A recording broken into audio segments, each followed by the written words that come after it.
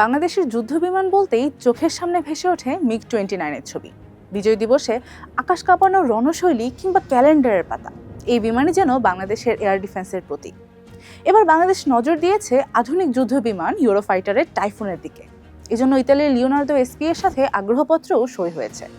কিন্তু কি আছে এই টাইফুনে? এর প্রতিদ্বন্দ্বী বা কারা? ইউরোফাইটার টাইফুন বিশ্বের সবচেয়ে বেশি ব্যবহৃত যুদ্ধবিমানগুলোর একটি। এটি তৈরি করছে যুক্তরাজ্য, জার্মানি, ইতালি ও স্পেন। 55,000 ফিট উচ্চতায় উঠতে পারে সুপারসনিক টাইফুন। ইউরোফাইটারের ওয়েবসাইটে বলা হয়েছে এটি পুরোপুরি সুইং রোল কমব্যাট এয়ারক্রাফট, অর্থাৎ আকাশ থেকে আকাশে অথবা আকাশ থেকে ভূমিতে একই সাথে ব্যবহারযোগ্য। বিমানটির ডিজাইন এমন যে নিজের ওজনের চেয়েও বেশি শক্তি তৈরি করতে পারে টাইফুন। সুপারসনিক হয় শব্দের চেয়েও বেশি গতিতে উঠতে পারে। আধুনিক সেন্সর ও অস্ত্র থাকায় ভূমিতেও আঘাত হানতে সক্ষম যুদ্ধ বিমানটি। টার্গেট দূরে থাক কিংবা কাছে, একই দক্ষতার সাথে শনাক্ত করতে পারে টাইফুন। এমনকি টার্গেট যদি মাটিতেও থাকে তাও। ভূমিতে আঘাত হানার জন্য আছে 4টি মিসাইল, নিজের রক্ষার জন্য আলাদা আরও 4টি রেডার এবং 2টি ইনফ্রারেড মিসাইলও বহন করে টাইফুন। টাইফুনের অস্ত্র ব্যবস্থার একটি অন্যতম বৈশিষ্ট্য হলো এটি সহজে air two air strike mode থেকে এয়ার টু গ্রাউন্ড স্ট্রাইক মোডে চলে যেতে পারে। এর তীক্ষ্ণ শনাক্তকরণ ক্ষমতা যুদ্ধের ময়দানে খুব সহজেই পক্ষ ও বিপক্ষের যোদ্ধাদের আলাদা করতে পারে। এই সেন্সর ও অত্যাধুনিক অস্ত্র ব্যবস্থা বিমানটিকে যে কোনো যুদ্ধের জন্য সক্ষম করে তোলে। এবার টাইফুনের প্রতিদ্বন্দ্বীদের দেখা যাক। ফ্রান্সের বিমান বাহিনী এবং নৌবাহিনীর প্রধান যুদ্ধবিমান দ্যাসল্ট রাফেল।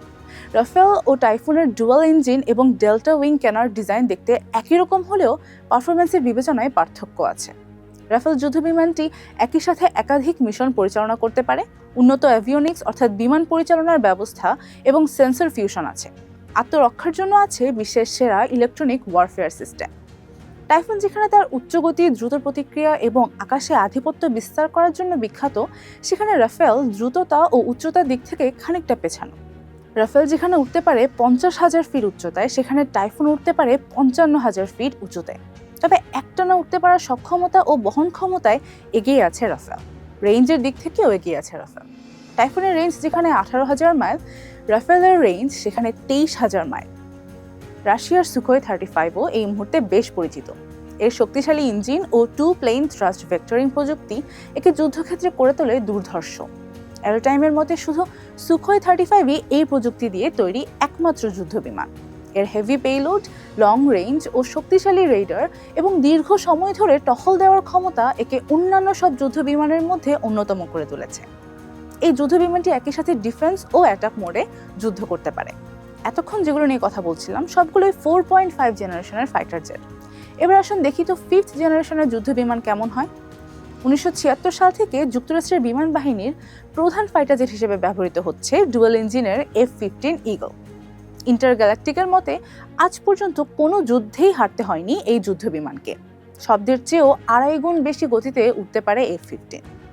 4.5 ও 5th জেনারেশনের যুদ্ধবিমানগুলোর মূল পার্থক্য হচ্ছে এর স্টেলথ ও সেন্সর ফিউশন প্রযুক্তিতে। স্টেলথ টেকনোলজির কাজ হলো শত্রুপক্ষের রেডার থেকে নিজেকে যথাসম্ভব আড়াল করে রাখা, আর সেন্সর ফিউশন প্রযুক্তির মাধ্যমে বিমানের সেন্সরগুলো যেমন রেডার, ক্যামেরা এগুলোকে একসাথে পাইলটের নিয়ন্ত্রণে রাখা হয়। এর মাধ্যমে পাইলট দ্রুত ও নিখুঁতভাবে আন্দাজ করতে পারে আশেপাশে কি ঘটছে। এই ফিচারগুলো দেখা যায় F-15 ফাইটার জেটগুলোতে। এছাড়াও আরও উন্নত 5th জেনারেশন ফাইটার জেট রয়েছে, যেমন F-35 lightning II, Lockheed Martin F-22 Raptor, Sukhoi 57 Felon সহ আরও অনেক।